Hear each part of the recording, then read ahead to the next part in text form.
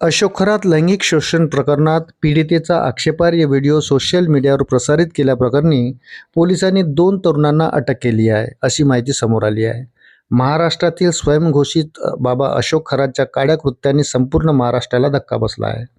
आता या प्रकरणात एक नवीन वळण आले आहे. पीडितेचे अश्लील व्हिडिओ सोशल मीडियावर प्रसारित केल्याप्रकरणी पोलिसांनी 2 तरुणांना अटक केली आहे. तपासादरम्यान जप्त केलेले संवेदनशील व्हिडिओ व्हॉट्सअप ग्रुप्स आणि इतर डिजिटल प्लॅटफॉर्मवर मोठ्या प्रमाणात शेअर केले जात असल्याचे विशेष तपास पथकाला आढळल्यानंतर ही कारवाई करण्यात आली.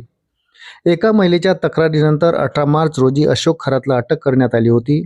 महिलेने आरोप केला की बाबाने गेल्या 3 वर्षापासून तिच्यावर वारंवार लैंगिक अत्याचार केले होते. तपासादरम्यान पोलिसांनी बाबाकडून अनेक आक्षेपार्ह व्हिडिओ जप्त केले, ज्यामध्ये तो महिलांचे शोषण करताना दिसत होता.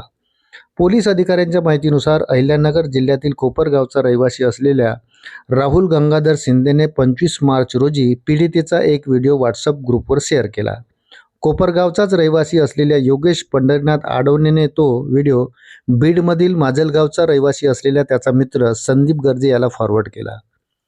SIT पथकाने डिजिटल पावलांच्या खुनाचा मागोवा घेत आरोपीचा माग काढला. कोपरगाव पोलीस ठाण्यात भारतीय दंड संहिता आणि माहिती तंत्रज्ञान कायद्याच्या गंभीर कलमाखाली गुन्हा दाखल करण्यात आला असून शिंदे आणि आढव याला अटक करण्यात आली आहे.